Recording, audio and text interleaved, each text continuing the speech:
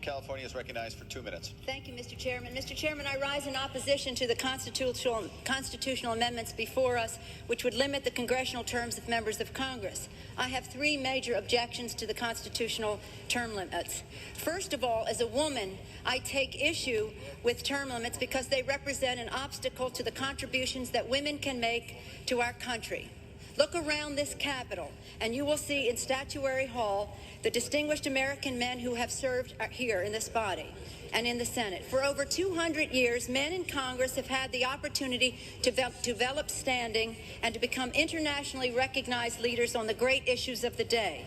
To limit congressional terms just as the number of women are serving in Congress is increasing denies the Congress and the American people of the benefit of the wisdom and experience of Americans' women.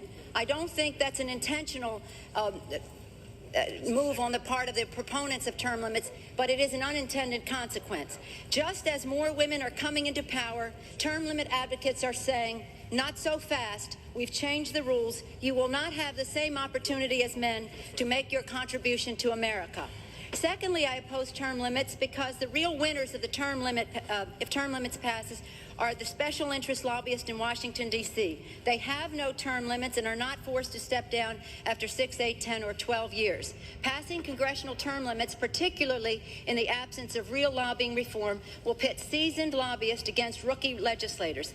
Mr. Chairman, the clear winner will be Washington's professional lobbying corps, while the American people will be the clear losers.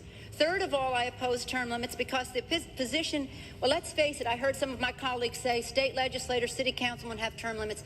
Serving in the Congress of the United States is different. We not only deal with the domestic issues, we have to deal on the international scene.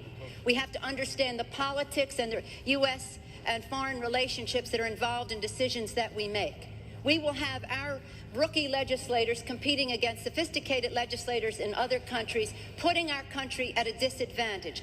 This is no time for drive-by legislators. It's time for us to respect experience, oppose term limits, and I urge my colleagues to oppose all of the constitutional amendments. Thank you, Mr. Chairman. Gentlelady's time has expired.